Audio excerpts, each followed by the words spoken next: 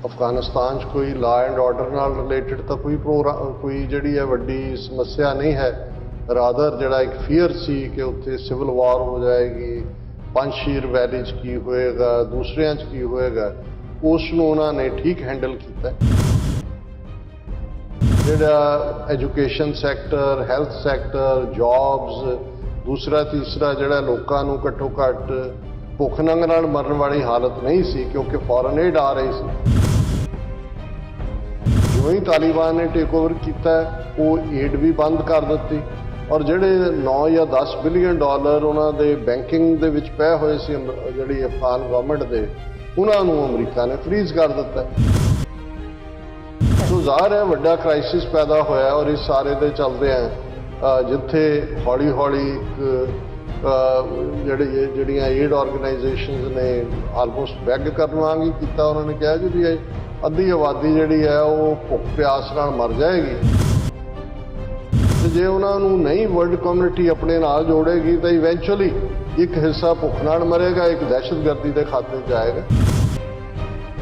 Human rights अपनी थां ठीक ने पर हर सोसाइटी का even with in a country भी रूरल सोसाइटी और अर्बन सोसाइटी दे अपने पैरामीटर। कश्मीर दे भी उन्होंने कहा कि भाई और ये जिहड़े इंटरनेशनल तुहाडे लॉ ने जो चार्टर ने या दूजे ने उन्होंने थले तुसीं ये लोग सफर कर रहे हैं। फलस्तीन का भी जिक्र किया। तुसीं जो भी किते वापरदा उन्होंने रेडिकल इस्लाम बना दिंदे हो। वो रेडिकल इस्लाम बना के तुसीं इस्लाम मजहब नूं बदनाम करदे हो, मुसलमानों नूं बदनाम करदे हो, फिर तुसीं दहशतगर्दी नाल जोड़ दिंदे हो। ਆਪਾਂ ਗੱਲਬਾਤ ਕਰਨ ਜਾ ਰਹੇ ਹਾਂ ਕਿ OIC ਦੇ 57 ਮੈਂਬਰ ਦੇਸ਼ਾਂ ਦਾ ਸਿਖਰ ਸੰਮੇਲਨ ਇਸਲਾਮਾਬਾਦ ਵਿੱਚ ਹੋਇਆ ਜਿਸ ਵਿੱਚ ਅਮਰੀਕਾ ਸਮੇਤ ਪੱਛਮੀ ਦੇਸ਼ਾਂ ਦੇ ਨੁਮਾਇੰਦਿਆਂ ਨੇ ਵੀ ਸ਼ਮੂਲੀਅਤ ਕੀਤੀ। ਸੋ ਭਾਵੇਂ ਇਹ ਸਮਿਟ ਅਫਗਾਨਿਸਤਾਨ ਸੰਬੰਧੀ ਸੀ ਪਰ ਪਾਕਿਸਤਾਨ ਦੇ ਪ੍ਰਾਈਮ ਮਿਨਿਸਟਰ ਇਮਰਾਨ ਖਾਨ ਉਹਨਾਂ ਵੱਲੋਂ ਆਪਣੀ ਜ਼ਬਰਦਸਤ ਸਪੀਚ ਵਿੱਚ ਕਸ਼ਮੀਰ फलस्तीन ਅਤੇ ਜਿਹੜੇ ਇਸਲਾਮੋਫੋਬੀਆ ਦਾ ਮੁੱਦਾ ਵੀ ਉਠਾਇਆ ਗਿਆ। ਸੋ ਇਸ ਬਾਰੇ ਆਪਾਂ ਗੱਲਬਾਤ ਕਰਨ ਜਾ ਰਹੇ ਹਾਂ। ਸੋ ਅਸੀਂ ਚਾਹਾਂਗੇ ਕਿ ਤੁਸੀਂ ਇਸੇ ਤਰ੍ਹਾਂ ਬਣੇ ਰਹਿਣਾ। ਦੇਖਣ ਸੁਣਨ ਲਿਖਣ ਲਈ ਤੁਹਾਡਾ ਸਭ ਦਾ ਬਹੁਤ ਬਹੁਤ ਸ਼ੁਕਰੀਆ। ਜੀ ਰਾਜ ਸਾਹਿਬ ਕੀ ਕਹਿਣਾ ਚਾਹੋਗੇ? देखो असी अक्सर अफगानिस्तान के मुद्दे ते गलबात करते हैं कि उत्थे कितना वड्डा ह्यूमैनिटेरियन क्राइसिस खड़ा है और यूनाइटेड नेशंस का फूड और दूसरा ह्यूमैनिटेरियन एड प्रोग्राम ने भी इसके उत्ते आवाज़ चुकी है। और इसका किते ना किते जदों असी दुनिया च देखते हैं कि इंसानी हकूकों दीयां ऑर्गेनाइजेशनस जां ह्यूमैनिटेरियन एड वालियां आवाज़ चुकदियां ने, भावें उहदा स्लो इफैक्ट हुंदा है पर उसका असर जरूर हुंदा है। और क्योंकि 15 अगस्त तो लैके जदों कि तालिबान ने काबुल के उत्ते कब्जा किया, असी देखते हैं कि इन्हां 3-4 महीनों अफगानिस्तान कोई लॉ एंड ऑर्डर नाल रिलेटेड तो कोई प्रोग्राम कोई जिहड़ी है वड्डी समस्या नहीं है। रादर जिहड़ा एक फीयर सी कि उत्थे सिविल वार हो जाएगी, पंजशीर वैली च की होएगा, दूसरियां च की होएगा, उसनूं उन्होंने ठीक हैंडल किया।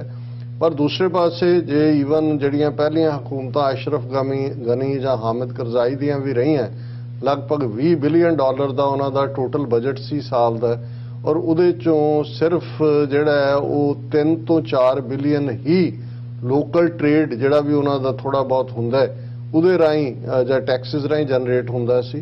लगभग 16 बिलियन डॉलर 15 ਤੋਂ 16 बिलियन डॉलर वो फॉरन एड के उत्ते ही उन्हों की इकॉनमी खड़ी सी। और इहदे च भी कोई शक नहीं कि वो 16 बिलियन चों वड्डे पैमाने के उत्ते जिहड़ा वो खुरद-बुरद हुंदा रहा और लोकां तक नहीं पहुंचिया। पर फिर भी जिहड़ा education sector, health sector, jobs, दूसरा तीसरा जिहड़ा लोकां नूं घट्टो घट्ट भुख नंग नाल मरण वाली हालत नहीं सी क्योंकि फॉरन एड आ रही सी। जो ही तालिबान ने टेक ओवर किया वो एड भी बंद कर दी और जिहड़े 9 या 10 बिलियन डॉलर उन्होंने बैंकिंग दे विच पए हुए सी जिहड़ी अफगान गवर्नमेंट दे उन्होंने अमरीका ने फ्रीज कर दिता।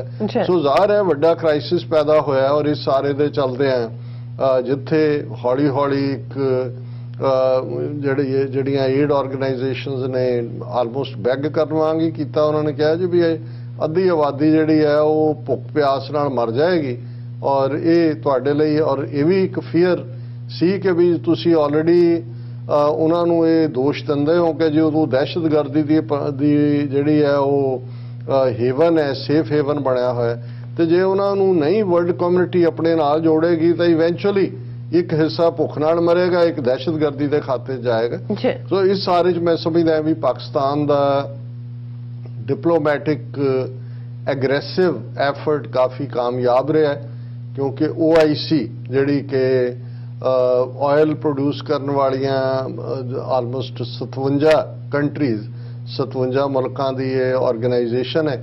ਔਰ ਇਹਦੇ ਵੀ ਇੱਕ ਦਿਲਚਸਪ ਪਿਛੋਕੜ ਹੈ ਕਿ OIC ਕਿਵੇਂ ਹੋਂਦ ਦੇ ਵਿੱਚ ਆਇਆ। ਜਿਵੇਂ ਅਸੀਂ ਜੇ ਹਰਮੰਦਰ ਸਾਹਿਬ 'ਚ ਵਾਪਰੀ ਬੇਅਦਬੀ ਦੀ ਘਟਨਾ ਦੀ ਗੱਲ ਕਰਦੇ ਤੇ ਇਹੋ ਜਿਹਾ ਹੀ ਮਾਹੌਲ ਕਦੇ ਜਿਹੜਾ ਉਹ ਮੱਕਾ ਕਾਬਾ ਦੇ ਹਵਾਲੇ ਨਾਲ ਵੀ ਸੀ, ਜਦੋਂ ਕਿ ਬਹੁਤ ਸਾਰੇ ਦਹਿਸ਼ਤਗਰਦਾਂ ਨੇ ਜਿਹੜਾ ਉਹ ਟੇਕ ਓਵਰ ਕਰ ਲਿਆ ਸੀ ਮੱਕਾ ਕਾਬਾ ਨੂੰ। ਔਰ ਉਹ ਸਾਰੇ ਤੋਂ ਬਾਅਦ ਇਸ ਕਿਸਮ ਦਾ ਮਾਹੌਲ ਇਹ ਬਣਦਾ ਜਾਂਦਾ ਸੀ ਕਿ ਭਾਈ ਕਿਵੇਂ ਕੀ ਕੀਤਾ ਜਾਏ। ਔਰ ਉਹਦੇ 'ਚ ਉਹਨਾਂ ਦਾ ਜਿਹੜਾ ਮਜ਼ਹਬੀ ਉਲਮਾ ਸੀ ਉਹ ਵੀ ਮਜ਼ਬੂਤ ਹੋਇਆ।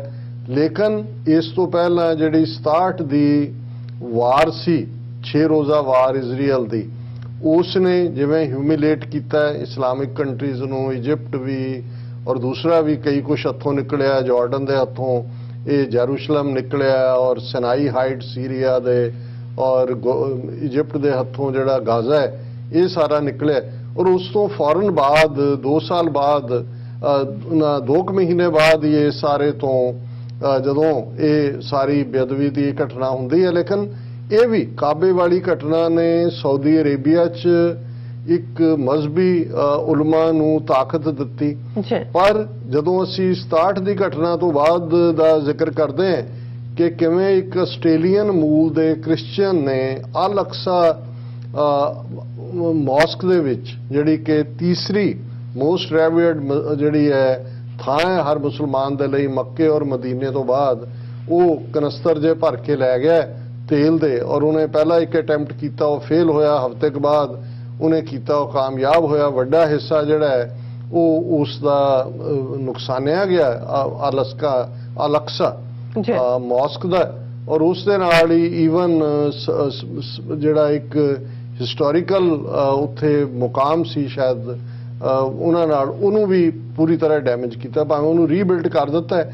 ਪਰ ਇਹ ਇੱਕ ਬਹੁਤ ਵੱਡਾ ਧੱਜਕਾ ਸੀ ਇਸਲਾਮਿਕ ਵਰਲਡ ਦੇ ਲਈ। ਔਰ ਉਸ ਤੋਂ 2 ਮਹੀਨੇ ਦੇ ਵਿੱਚ ਹੀ ਜਿਹੜੀ ਹੈ ਇਹ OIC ਦੀ ਜਿਹੜੀ ਹੈ ਉਹ ਫਾਊਂਡੇਸ਼ਨ ਰੱਖੀ ਜਾਂਦੀ ਹੈ। ਭਾਵੇਂ ਉਦੋਂ 57 ਮੁਲਕ ਨਹੀਂ ਸੀ ਉਹਦੇ 'ਚ, ਇਹ ਬਾਅਦ ਦੇ ਵਿੱਚ ਐਡ ਹੋਏ, ਕੁਝ ਬਣੇ ਵੀ ਬਾਅਦ 'ਚ ਜਿਹੜੇ ਆਉਂਦੇ ਗਏ। ਹੁਣ ਉਹਨਾਂ ਦੀ ਇੱਕ ਵੱਡੀ ਮੀਟਿੰਗ ਜਾਂ ਉਹਨਾਂ ਦੀ ਜਿਹਨੂੰ ਅਸੀਂ ਸਮਿਟ ਕਹਿੰਦੇ ਹਾਂ, ਸਿਖਰ ਸੰਮੇਲਨ, ਉਹ ਇਸਲਾਮਾਬਾਦ ਦੇ ਵਿੱਚ ਪਾਕਿਸਤਾਨ ਦੀ ਡਿਪਲੋਮੈਟਿਕ ਸਕਸੈਸ ਸੀ। ਹਾਲਾਂਕਿ OIC ਦੀ ਜਿਹਨੂੰ ਤੁਸੀਂ ਕਾਇਦ ਕਹਿੰਦੇ ਹੋ ਜਾਂ ਉਹਦੇ ਲੀਡਰ ਤਾਂ ਸਾਊਦੀ ਅਰੇਬੀਆ ਹੈ। ਥੋੜੀ ਬਹੁਤ ਇੱਕ ਸਟੇਜ ਤੇ ਖਿੱਚਤੂ ਵੀ ਹੋਈ ਜਦੋਂ ਇਮਰਾਨ ਖਾਨ ਥੋੜਾ ਟਰਕੀ ਦੇ ਨੇੜੇ ਲੱਗ ਰਹੇ ਸੀ। ਟਰਕੀ ਔਰ ਸਾਊਦੀਜ਼ ਦੀ ਸਾਈਕੋ ਹਿਸਟਰੀ ਹੈ, ਤੁਰਕਾਂ ਤੇ ਅਰਬ ਕਬੀਲਿਆਂ ਦੇ ਟਕਰਾਅ ਦੀ। ਪਰ ਇੱਕ OIC ਦੇ ਮੁਲਕ, ਉਹਨਾਂ ਦੇ ਫੋਰਨ ਮਿਨਿਸਟਰਸ, ਉਹਨਾਂ ਨੂੰ ਇਨਵਾਈਟ ਕੀਤਾ ਹੋਇਆ ਸੀ। ਪਰ ਨਾਲ ਦੇ ਨਾਲ ਜਿਹੜੇ ਵੀਟੋ ਵੀਲਡਿੰਗ ਵੱਡੀਆਂ ਪਾਵਰਸ ਨੇ ਅਮਰੀਕਾ ਸਮੇਤ, ਉਹਨਾਂ ਦੇ ਨੁਮਾਇੰਦੇ ਵੀ ਉਸ ਦੇ ਵਿੱਚ ਸ਼ਾਮਲ ਹੋਏ। ਫੋਕਸ ਬੇਸ਼ੱਕ ਅਫਗਾਨਿਸਤਾਨ ਸੀ ਕਿ ਕਿਵੇਂ ਉਹਦੀ ਮਦਦ ਕਰਨੀ ਹੈ, ਔਰ ਸਭ ਤੋਂ ਵੱਡੀ ਗੱਲ ਹੁੰਦੀ ਹੈ ਵੀ ਪੀਸਫੁਲੀ ਸਾਰਾ ਮੁਕੰਮਲ ਹੋਇਆ। ਹਾਲਾਂਕਿ ਤੁਸੀਂ ਇਹ ਬੇਈਮਾਨ ਔਰ ਬਦਈਮਾਨ ਭਾਰਤ ਦਾ ਹਾਲ ਦੇਖੋ। ਇੱਕ ਪਾਸੇ ਇਹ ਅਫਗਾਨਾਂ ਦੇ ਨਾਲ ਆਪਣੀ ਦੋਸਤੀ ਦਾ ਔਰ ਦੂਸਰਾ ਫੇਕ ਦਾਅਵੇ ਕਰਦੇ ਨੇ। ਚਾਹੀਦਾ ਤਾਂ ਇਹ ਸੀ ਕਿ ਜੇ ਭਾਰਤ ਸੱਚਮੁੱਚ ਹੀ ਵੈਲਵਿਸ਼ਰ ਹੈ ਅਫਗਾਨਿਸਤਾਨ ਦਾ, ਕਿ ਉਹਨੂੰ ਇਸ ਗੱਲ ਤੇ ਤਸੱਲੀ ਹੋਣੀ ਚਾਹੀਦੀ ਸੀ ਕਿ ਦੁਨੀਆ ਜਿਹੜੀ ਆ ਉਹ ਨਿਕਲ ਕੇ ਆ ਰਹੀ ਹੈ ਔਰ ਅਸੀਂ ਰੱਖੀਏ। ਉਹਨੇ ਐਨ ਜਦੋਂ ਕਿ OIC ਦਾ ਸੈਸ਼ਨ ਇਸਲਾਮਾਬਾਦ ਦੇ ਵਿੱਚ ਹੋ ਰਿਹਾ ਸੀ, ਸੈਂਟਰਲ ਏਸ਼ੀਅਨ ਜਿਹੜੇ ਰਿਪਬਲਿਕ ਅੱਜ ਕੱਲ੍ਹ ਜਿਹਨਾਂ ਨੂੰ ਨੇੜੇ ਲਾ ਰਹੇ ਨੇ, ਤਾਜ਼ਿਕਸਤਾਨ, ਉਜ਼ਬੇਕਿਸਤਾਨ ਔਰ ਗਵਾਂਡ ਦੇ ਵਿੱਚ ਕੋਈ ਨਾ ਕੋਈ ਖੇਡ ਖੇਡ ਰਹੇ ਨੇ, ਉਹਨਾਂ ਦੇ ਫੋਰਨ ਮਿਨਿਸਟਰ ਦਿੱਲੀ ਦੇ ਵਿੱਚ ਬੈਠੇ ਹੋਏ ਸੀ। ਉਹਨਾਂ ਦੇ ਐਂਬੈਸਡਰ ਜਿਹੜੇ ਨੇ ਉਹ ਇਸਲਾਮਾਬਾਦ ਦੀ ਸਮਿਟ ਸੀ। ਸੋ ਇਹਨਾਂ ਨੇ ਸਪੋਇਲਰ ਰੋਲ ਪਲੇ ਕਰਨ ਦੀ ਕੋਸ਼ਿਸ਼ ਕੀਤੀ, ਲੇਕਿਨ ਪਾਕਿਸਤਾਨ ਨੇ ਉਸ ਸਮਿਟ ਨੂੰ ਵੈਲ ਹੀ ਹੈਂਡਲ ਕੀਤਾ। ਔਰ ਮੈਂ ਸਾਰੀ ਜਿਹੜੀ ਇਮਰਾਨ ਖਾਨ ਸਾਹਿਬ ਦੀ 16-17 ਮਿੰਟ ਦੀ ਪ੍ਰੈਜੈਂਟੇਸ਼ਨ ਸੀ, ਜਿਹਨੂੰ ਕਹਿੰਦੇ ਨੇ ਵਰਬੇਟਮ, ਕੋਈ ਉਹਨਾਂ ਦੇ ਸਾਹਮਣੇ ਨੋਟਸ ਨਹੀਂ ਸੀ, ਕੋਈ ਦੂਸਰਾ ਨਹੀਂ ਸੀ, ਬੜੀ ਖੂਬਸੂਰਤ ਪ੍ਰੈਜੈਂਟੇਸ਼ਨ। ਔਰ ਮੈਂ ਸਮਝਦਾ ਹਾਲਾਂਕਿ ਕੁਝ ਜਿਹੜੇ ਡਿਪਲੋਮੈਟਿਕ ਮਾਈਂਡਡ ਲੋਕ ਨੇ ਉਹਨਾਂ ਨੂੰ ਲੱਗਾ ਹੋਏਗਾ ਕਿ ਜੀ ਲੈਂਗੁਏਜ ਡਿਪਲੋਮੈਟਿਕ ਹੋਣੀ ਚਾਹੀਦੀ ਹੈ, ਉਹ ਖੁੱਲ੍ਹ ਕੇ। ਇਹੀ ਇਮਰਾਨ ਖਾਨ ਦੀ ਬਿਊਟੀ ਵੀ ਹੈ, ਇਹੀ ਉਹਨਾਂ ਦੀ ਸ਼ਾਇਦ ਵੈਸਟਰਨ ਵਰਲਡ ਦੀਆਂ ਨਜ਼ਰਾਂ 'ਚ ਕਮਜ਼ੋਰੀ ਵੀ ਹੈ ਕਿ ਹੀ ਸਪੀਕਸ ਥਰੂ ਹਿਜ਼ ਹਾਰਟ, ਨਾਟ ਮਾਈਂਡ। ਜਦੋਂ ਤੁਸੀਂ ਦਿਲ ਤੋਂ ਗੱਲ ਕਰਦੇ ਹੋ ਤੇ ਉਹ ਕੋਈ ਲੱਗ ਲਬੇੜ ਨਹੀਂ ਰੱਖਦੇ। ਜਦੋਂ ਜਿਸ ਜ਼ਮਾਨੇ 'ਚ ਉਹ ਅਮਰੀਕਾ ਨੂੰ 20 ਸਾਲ ਕਹਿੰਦੇ ਰਹੇ ਕਿ ਤੁਸੀਂ ਜੋ ਉੱਥੇ ਕਰ ਰਹੇ ਹੋ, ਮੈਂ ਪਠਾਨ ਹੈ, ਮੈਨੂੰ ਪਤਾ ਹੈ, ਤੁਸੀਂ ਜਿਵੇਂ ਫੋਰਸ ਦੇ ਨਾਲ ਉਹਨਾਂ ਨੂੰ ਨਹੀਂ ਮਨਾ ਸਕਦੇ, ਤੁਹਾਨੂੰ ਗੱਲਬਾਤ ਕਰਨੀ ਪਏਗੀ, ਇਹ ਪੋਲੀਟੀਕਲ ਮਸਲਾ ਐਵੇਂ ਹੀ ਹੱਲ ਹੋਏਗਾ। ਉਦੋਂ ਇਹੀ ਲੋਕ ਤਾਲਿਬਾਨ ਖਾਨ ਕਹਿੰਦੇ ਸੀ ਕਿ ਇਮਰਾਨ ਖਾਨ ਨਹੀਂ ਹੈ, ਤਾਲਿਬਾਨ ਖਾਨ ਹੈ। ਪਰ ਇਵੈਂਚੁਅਲੀ ਉਸੇ ਹੀ ਰਸਤੇ ਨੂੰ ਟਰੰਪ ਨੇ ਚੁਣਿਆ, ਪਾਕਿਸਤਾਨ ਦੀ ਮਦਦ ਵੀ ਲਈ, ਗੱਲਬਾਤ ਵੀ ਤਾਲਿਬਾਨ ਨਾਲ ਹੋਈ।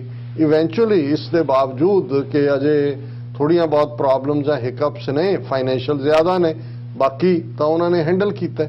ਸੋ ਇਮਰਾਨ ਖਾਨ ਨੇ ਆਪਣੀ ਪ੍ਰੈਜੈਂਟੇਸ਼ਨ 'ਚ ਕੋਈ ਸਪੇਅਰ ਨਹੀਂ ਕੀਤਾ ਅਮਰੀਕਾ ਜਾਂ ਵੈਸਟਰਨ ਕੰਟਰੀਜ਼ ਨੂੰ। ਉਹਨਾਂ ਨੇ ਆਪਣੇ ਮੁਲਕ ਦੀ ਗੱਲ ਵੀ ਕੀਤੀ ਕਿ ਭਾਈ ਅਸੀਂ 80,000 ਤੋਂ ਜ਼ਿਆਦਾ ਸਾਡੇ ਲੋਕ ਜਿਹੜੇ ਨੇ ਕੁਰਬਾਨ ਹੋਏ ਨੇ, 100 ਬਿਲੀਅਨ ਤੋਂ ਜ਼ਿਆਦਾ ਦੀ ਸਾਡੀ ਇਕਨੋਮੀ ਡਿਸਟਰੋਏ ਹੋਈ ਹੈ।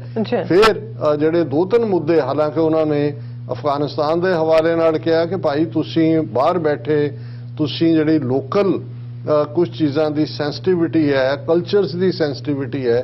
ਫਿਰ ਜਿਵੇਂ ਉਹਨਾਂ ਨੇ ਆਪਣਾ ਕਿਹਾ ਜੀ ਸਾਡਾ ਨਾਲ ਲੱਗਦਾ ਅਫਗਾਨਿਸਤਾਨ ਦੇ ਖੈਬਰ ਪਖਤੂਨਖਵਾ ਸੂਬਾ, ਉੱਥੇ ਜੇ ਅਸੀਂ ਪਿੰਡਾਂ ਦੇ ਇੱਕ ਪਿਸ਼ਾਵਰ ਦਾ ਕਲਚਰ ਹੈ, ਸਿਟੀ ਦਾ ਇੱਕ ਰੂਰਲ ਸਾਈਡ ਦਾ, ਜਿਵੇਂ ਇੱਕ ਕਾਬਲ ਦਾ ਕਲਚਰ ਹੈ ਇੱਕ ਕੰਟਰੀ ਸਾਈਡ ਦਾ, ਕਿ ਅਸੀਂ ਜੇ ਪਿੰਡਾਂ 'ਚ ਕਿਹਾ ਵੀ ਕਹੀਏ ਕਿ ਜੀ ਅਸੀਂ ਤੁਹਾਡੀਆਂ ਬੱਚੀਆਂ ਨੂੰ ਸਟਾਈਪੈਂਡ ਦੇਵਾਂਗੇ, ਵਜ਼ੀਫਾ ਦੇਵਾਂਗੇ, ਤੁਸੀਂ ਸਕੂਲਾਂ 'ਚ ਭੇਜੋ ਪੜ੍ਹਨ ਲਈ, ਕੋਈ ਨਹੀਂ ਭੇਜਣਗੇ, ਉਹਨਾਂ ਨੂੰ ਕੋਈ ਪਰਵਾਹ ਨਹੀਂ ਹੈ।